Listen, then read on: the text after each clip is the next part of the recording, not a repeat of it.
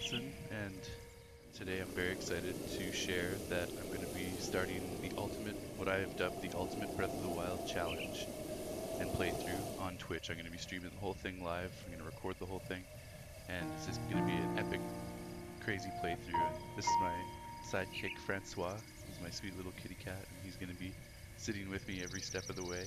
He loves to cuddle with me while I play games, so he's going to be hanging out as well. But yeah, so basically, the Ultimate Breath of the Wild playthrough. For me, that entails a number of things. So the first thing that I want to clear up is that it's all going to be happening on Master Mode. It's going to incorporate all the DLC. It's going to incorporate all the Amiibos. So there's not going to be any content left untouched in this playthrough. We're literally going to do everything that we can possibly do. And I'm going to 100% the game. That includes all the Koroks. That includes all the compendium entries. That includes upgrading every last piece of clothing in the game, which also includes the DLC and Amiibo gear. If you guys aren't already familiar, some of the Amiibo gear that you can unlock, like Ocarina Link, for example, they require a lot of star fragments to fully upgrade those outfits. So it's going to get kind of crazy. I'm going to have to farm a lot of star fragments, but I'm going to let Francois down. He wants to go outside.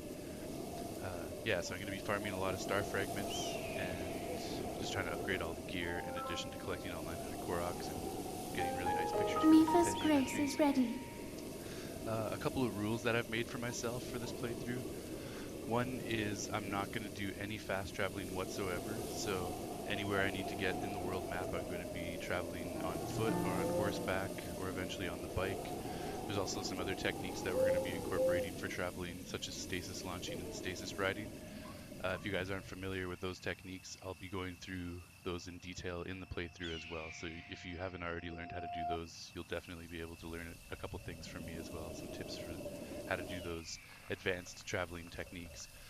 I will be making one fast travel exception when I get the travel medallion. I'm going to allow myself to place it and then travel to it, but I'm not going to use the shrines or the towers or any of that as fast travel locations. So it's going to really cut down on our ability to fast travel around the world, which means we're going to have to do everything on foot or horseback mostly. And the other big rule that I've made for myself is I'm not going to run away from any fight. So anytime an enemy aggroes me, I'm going to engage them in battle and hopefully destroy them.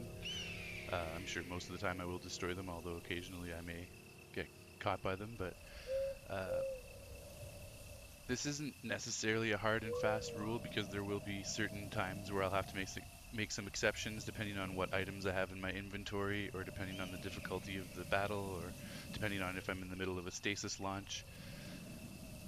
So there will be certain situations where I won't fight, but for the most part, I'm going to be fighting and killing every enemy that I encounter in the entire game. So that's going to be a pretty interesting and fun way to play through the game, I think. No fast travel and just killing everything I encounter. It's going to make me have to think about what weapons I'm using and the strategy for each battle, because I know that I can't just run through the game without fighting and hoard all my weapons. I'm going to have to be using my weapons and making good decisions depending on each battle. Okay, so another interesting thing that I've decided to do with this playthrough is I'm going to be incorporating older Zelda games in the playthrough as well. So how that works is I'm going to unlock all of a specific amiibo gear. For example, if I take the Ocarina Link here and I use it, I'm only going to use it once per day. And all the amiibos here, I'm only going to use them one time a day. And however long it takes me to get all the outfits from the amiibo, once I have all the outfit pieces, so like the tunic, the hat, the boots, all that from the Ocarina Link, then at that point I've unlocked the ability to travel back in time and play Ocarina of Time. And only when I've beaten Ocarina of Time am I allowed to return to Breath of the Wild and use the Ocarina outfit. So I can still go back and play Breath of the Wild whenever I want. I don't have to stay with Ocarina of Time, but I won't be able to use the Ocarina of Time outfit until I've collected all the pieces, gone back and beaten Ocarina. Then I can come back to Breath of the Wild and use the outfit. And that's going to apply to all the DLC or all the Amiibo gear, so all the retro outfits. We're going to go back and we're going to play each game, and then Only then, once I beat those previous games, will that allow me the ability to use these outfits in Breath of the Wild. So I have to earn the right to use the Amiibo outfits, essentially. um, I've also compiled a list of over 500 achievements. Now, some of these are of my own creation. Other ones are really cool things that I've seen online from some other great streamers and YouTubers. And so it's kind of like a big compilation. I've actually written it all out, and I'm going to post a link in the description below. You'll be able to see my crazy list of achievements, which ranges from like really interesting combat achievements such as dealing the ultimate blow, which is 1,616 damage, and there's one very specific way that you can put all your stat boosts together to achieve 1,616 damage, so that's a cool achievement. I also have other combat achievements such as killing 10 enemies with a Magnesis rune by crushing them with Magnesis, or killing 500 bokoblins throughout my whole playthrough.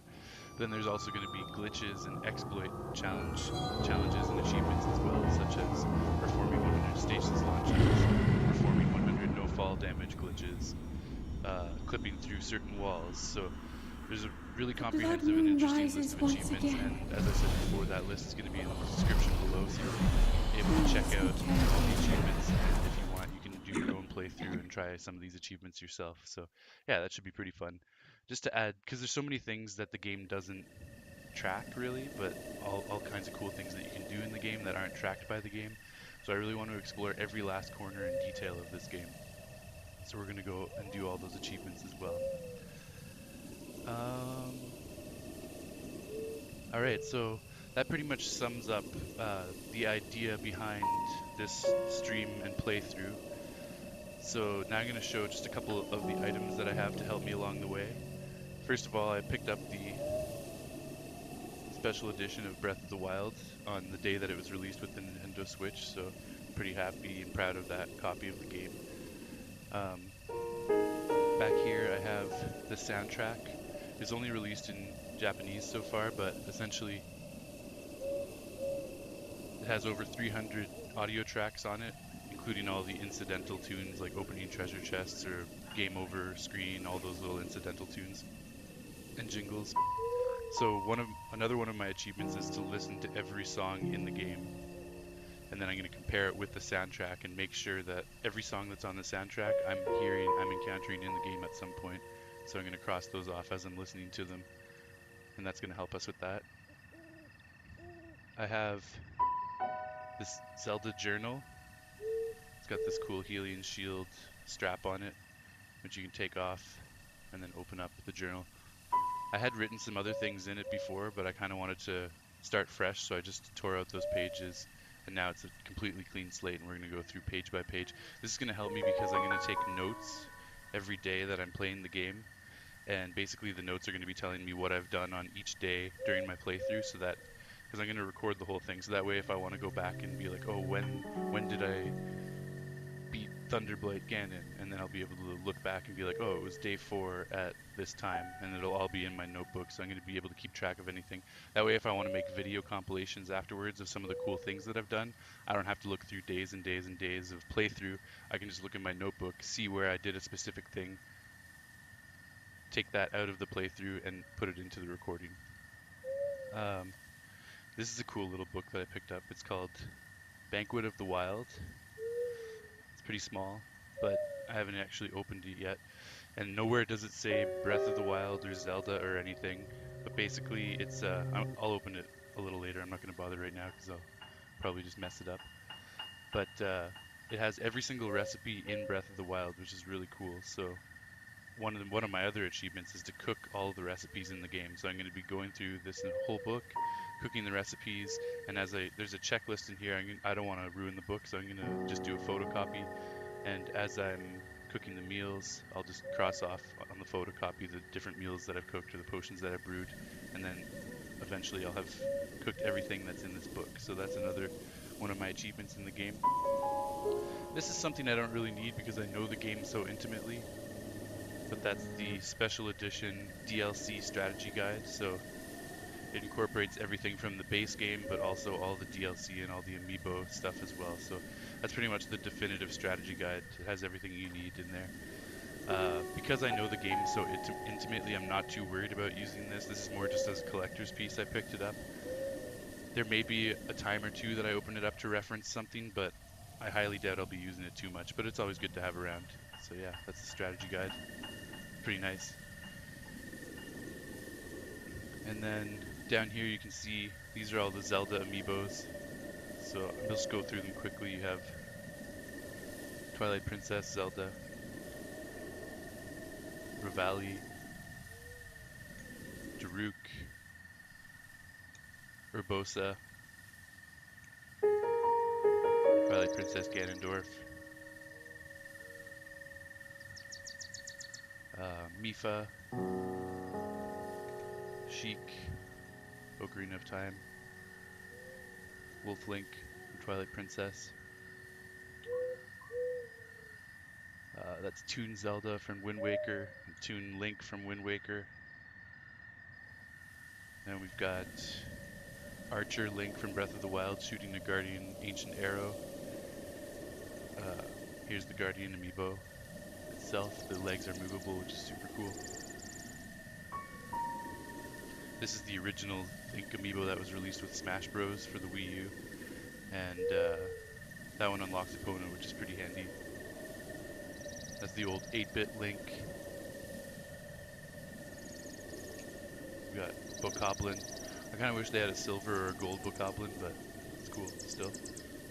Horseback Link from Breath of the Wild. He's wearing his champion's tunic and Hylian hood or whatever it's called. And then Breath of the Wild Zelda. That's a nice one. This is my favorite one though, and it's extremely rare and extremely valuable. I opened it before I realized it was going to be so rare, so I was kind of upset at myself for that.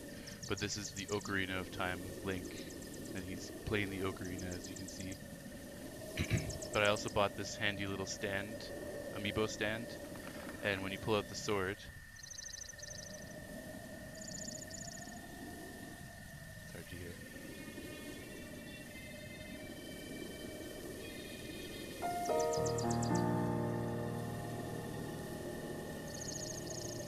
I just put it up there because that's where my microphone is, so I wanted you guys to hear it. And then when you put it back in, you get that little swish sound. It's also a stylus pen, so you can use it on the Wii U or like a cell phone or something if you want to write electronic notes. So yeah, it's a pretty cool thing. So the only 4 Zelda amiibo that I don't have open here in my collection is Majora's Mask. That's Child Link from Majora's Mask with the Goron mask. This is Twilight Princess Link, released separately as a collector's edition. Same with Skyward Sword Link, also released separately as a collector's edition. And then back here I've got the original Toon Link from Smash Bros. And the reason I have these in box is because I ordered them recently and I kind of thought it would be fun to open them on stream before I use them. And the reason I'm going to open them is because up on my wall behind me, I've got quite an extensive Amiibo collection as well. I'm just going to show you with the camera quickly. So you can see some of the Amiibos up there. There's Super Mario on the left, and there's all the Zelda Amiibos on the right. So that's every single Zelda Amiibo ever released in box, in perfect condition. So all the ones that you see on the table here are all open, and the 4 that I showed you before that I'm going to open, they're doubles of the mint condition ones that I have on the wall, which is pretty cool. So we're going to be able to use all the Amiibos because we don't have to worry about keeping the ones on the wall, or the ones that are open safe, because the ones on the wall are in mint condition. Behind me I also have the entire Smash Bros collection of Amiibo in mint condition on the wall, but it's going to be too complicated to turn the camera around, but I'll definitely show off my Amiibo collection in another video at another time. So last, I just wanted to show off a couple of my Zelda swag items here. So I've got this heart container pendant. You guys may have noticed that. I've got my Hylian shield leather baseball cap. The shield's actually made of metal, which is super cool. And then the cap itself is made of leather, and the brim is also made of leather. So this is my favorite hat of all time. I love it. And then obviously I've got this nice Zelda t-shirt. And last but not least, I have Zelda socks on, Breath of the Wild socks. I've got the Sheikah mirror, and it's kind of hard to see, but that's Link there in his champion's tunic. So yeah, that's all my Zelda swag. I even got a Zelda decal for the front of my Switch, which you can kind of see over there in the corner. But yeah, that wraps it up on this informative video of what I'm going to be doing with my ultimate run. So if you guys want to check it out, I'm actually starting today right now. That's October 18th, 2018. Is it the 18th? I don't even know. No, I don't think it is. It's, sorry, October 10th. October 10th, 2018. We're starting the Ultimate Zelda Breath of the Wild run. And I'm going to be doing this over the course of the next couple of months, so please feel free to drop by my Twitch channel.